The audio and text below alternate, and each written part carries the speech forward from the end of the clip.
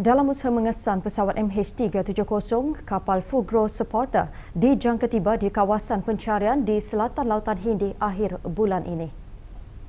Ia dilengkapi kenderaan dasar laut AUV Kongsberg Hugin 4500 bagi mengimbas lokasi pencarian yang sukar diteroka peralatan lain.